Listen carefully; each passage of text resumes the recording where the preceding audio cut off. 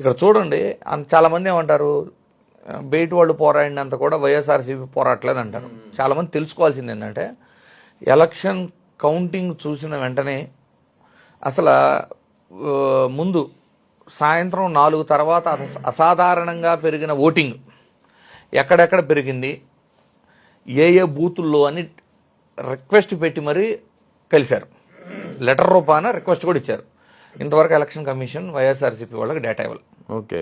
తర్వాత వీడియో కెమెరాలు ఉంటాయి కదా, రికార్డింగ్, వెబ్ రికార్డింగ్ ఉంటుంది కదా, సో వాటిల్లో కంపేర్ చేసి చూద్దాం అసలు నిజంగా ఓటర్లు వెళ్ళారా లేదా లోపలికి అని అడిగారు. అడిగితే ఏం చేశారు, వెంటనే అరేంజ్ చేసేసి స్టాండర్డ్ ఆపరేటింగ్ ప్రొసీజర్ను కూడా మార్చి ఇవి ఇవ్వలేము, ఇవి కాన్ఫిడెన్షియల్ అంట. ఏది పిన్నెల్లి రామకృష్ణారెడ్డి గారు ఈవీఎం బద్దలు కొట్టేది మీడియా నిండా సర్క్యులేట్ చేయొచ్చు, కానీ ఓటర్ అసలు ఎంతమంది ఓటర్స్ లోపలికి వెళ్ళారనేది మాత్రం చెప్పకూడదంట. అది చాలా కాన్ఫిడెన్షియల్ అంట ఇప్పుడు ఎలక్షన్ కమిషన్. సో ఇది రెండోది. తర్వాత ఎవరైతే రీకౌంటింగ్ అప్లై చేశారో వీవీప్యాట్ స్లిప్పులు తగలబెట్టేసి మాక్ పోలింగ్ చేస్తా అన్నారు తప్పితే వాళ్ళకి వీవీప్యాట్ స్లిప్పులతో కంపేర్ చేసి చూపించలేదు. అవును.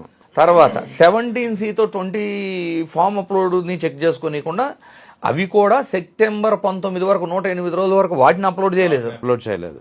సో ఒక తప్పు అనుకోండి సార్, ఒక తప్పు అంటే ఏదో బై మిస్టేక్ టెక్నికల్ గానో డేటా ఎంట్రీ రిలేటెడ్ ఏదో జరిగిందిలే కొంచెం డిలేగా అప్లోడ్ చేశారు అనుకోవచ్చు. అవును.